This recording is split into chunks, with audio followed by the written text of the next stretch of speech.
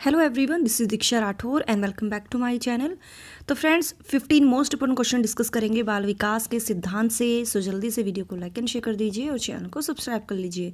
और मैंने इसके ऊपर डिटेल वीडियो बनाई हुई है बाल विकास के सिद्धांत के ऊपर, वो वीडियो आप देख लेना। सभी सिद्धांतों को मैंने इसमें कवर किया है। ओके, चैप्टर वाइज हम प्रिपरेशन आपकी करा रहे हैं, तो सभी चैप्टर्स की आपको प्लेलिस्ट मिल जाएगी। अभी हमने सिर्फ यही अभी डिस्कस किए हैं जो भी आपको प्लेलिस्ट में मिलेंगी, बाकी हम आगे से आगे आपको कवर करा देंगे आपके सारे टॉपिक्स। ओके, सो जल्दी से हम शुरू कर लेते हैं आज की क्लास को। तो सबसे पहला क्वेश्चन जो है, विकास कभी ना समाप्त होने वाली प्रक्रिया है, यह कथन किससे संबंधित है? अंत संबंध का सिद्धांत, निरंतरता का सिद्धांत, एकीकरण का सिद्धांत, या इनमें से कोई नहीं। तो विकास जो है कभी भी समाप्त नहीं होता है, ये कंटिन्यू चलता रहता है। वृद्धि एक टाइम पर रुक जाती है जब व्यक्ति मैच्योर हो जाता है, बट डेवलपमेंट जो है कंटिन्यू चलता रहता है। गर्भ से शुरू होता है डेवलपमेंट और मृत्यु पर्यंत तक चलता रहता है। तो इस सिद्धांत को हम कहते हैं निरंतरता का सिद्धांत, प्रिंसिपल ऑफ कॉन्टिन्यूटी। ओके, तो सेकंड आंसर सही है। शिक्षा मनोविज्ञान एक विज्ञान है मानव व्यवहार का, मानव सिद्धांतों का, शैक्षिक सिद्धांतों का, या व्यक्तिगत विभिन्नताओं का। तो शिक्षा मनोविज्ञान एक विज्ञान है, तो यहाँ पर आंसर हमारा सही हो जाएगा मानव व्यवहार का, यानी इसमें जो है व्यक्ति के व्यवहार का अध्ययन किया जाता है ना। तो आंसर सही हो जाएगा हमारा फर्स्ट आंसर। बालक के व्यक्तित्व के सर्वांगीण विकास के लिए यह आवश्यक है कि उसके डैश की जानकारी शिक्षक को हो, मित्रों, व्यवहार, ज्ञान, या इनमें से कोई नहीं। तो अगर बच्चे का ओवरऑल डेवलपमेंट करना है, यानी physical development, mental development, cognitive development, moral development, ये सभी डेवलपमेंट होते हैं, तो इसके लिए ये ज़रूरी होता है कि एक टीचर को बच्चे के व्यवहार की जानकारी हो। ठीक है ना। तो आंसर यहाँ पर राइट हो जाएगा हमारा सेकेंड आंसर। आंशिक पुनर्बलन पशुओं को प्रशिक्षित करने के लिए सतत पुनर्बलन की अपेक्षा कम प्रभावी, वास्तविक कक्षा कक्ष से संबंधित, या सतत पुनर्बलन की अपेक्षा अधिक प्रभावी। तो आंशिक पुनर्बलन जो होता है, कंटिन्यू रीफोर्समेंट की कंपैरिजन जो है वो अधिक प्रभावी होता है। ठीक है, तो फोर्थ आंसर सही है। निम्न में से कौन सा बाल विकास का सिद्धांत नहीं है? नेगेटिव में बताना है। विकास परिपक्वन व अनुभव की अंत्यक्रिया का परिणाम है। सभी विकास एक क्रम का पालन करते हैं। सभी विकास व अधिगम एक समान गति से आगे बढ़ते हैं। विकास के सभी क्षेत्र महत्वपूर्ण हैं। तो देखिए, विकास जो है ना, ये मैच्योरिटी और अनुभव की अंत्यक्रिया का परिणाम है, ये तो बिल्कुल सही है। और विकास एक पैटर्न का अनुसरण करते हैं, एक पैटर्न का ये पालन करते हैं।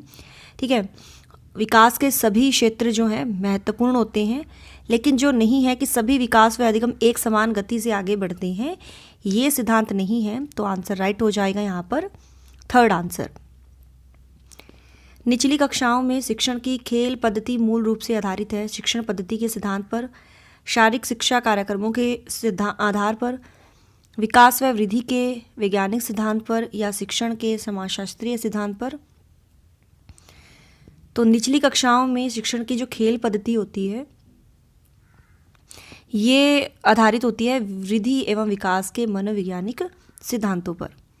थर्ड आंसर सही है। निम्न में से कौन सा कथन सत्य है? शिक्षार्थी एक निश्चित तरीके से सीखते हैं।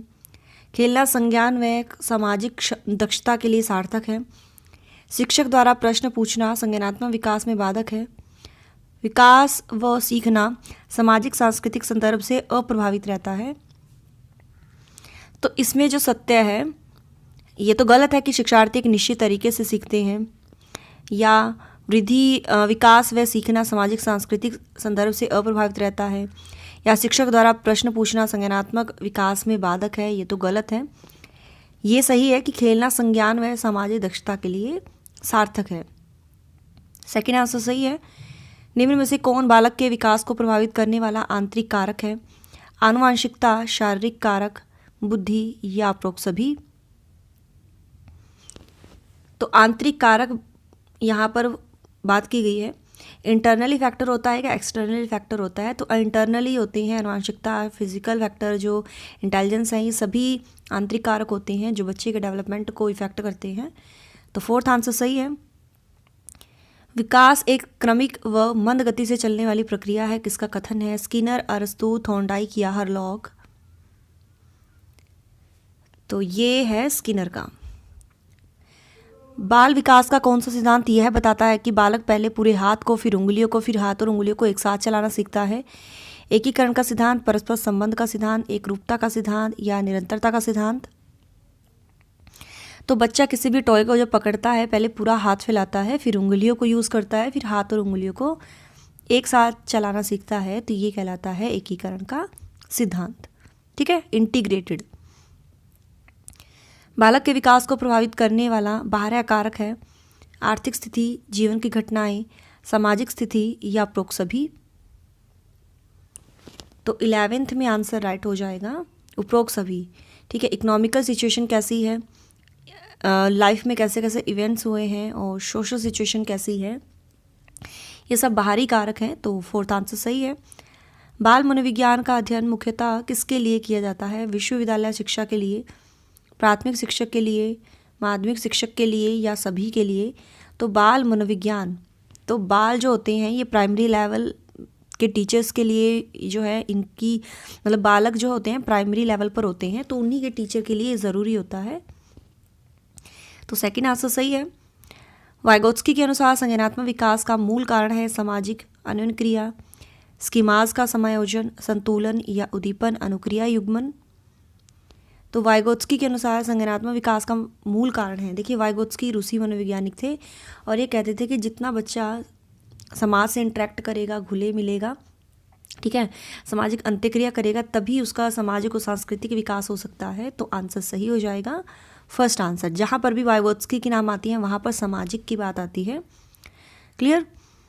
निम्न में से कौन सा विकास का सिद्धांत है? यह रुक रुक कर चलने वाली प्रक्रिया है, विकास रेखीय होता है, सभी की विकास दर समान नहीं होती, विकास सभी प्रक्रिया भिन्न भिन्न होती है। देखिए यहाँ पर आंसर सही होगा कि विकास का जो सिद्धांत है कि सभी की जो विकास दर होती है ना समान नहीं होती। ठीक है, ये कथन बिल्कुल सही है, तो थर्ड आंसर सही है।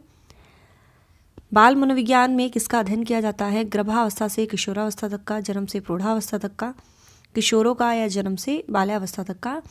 ये हमारा लास्ट क्वेश्चन है आज के वीडियो का। तो देखिए इसमें अध्ययन किया जाता है गर्भावस्था से किशोरावस्था तक का। क्लियर? तो फर्स्ट आंसर बिल्कुल सही है। बाल मनोविज्ञान में स्टडी की जाती है गर्भावस्था से लेकर किशोरावस्था तक। ठीक है, तो यही थे आज के हमारे 15 जो इंपॉर्टेंट क्वेश्चन थे। आपके कितने सही हुए हैं कमेंट सेक्शन में ज़रूर बताइएगा। So thanks for watching my video. Do like, share and subscribe my YouTube channel. Till then bye bye, रब रखा, जय भोलेनाथ।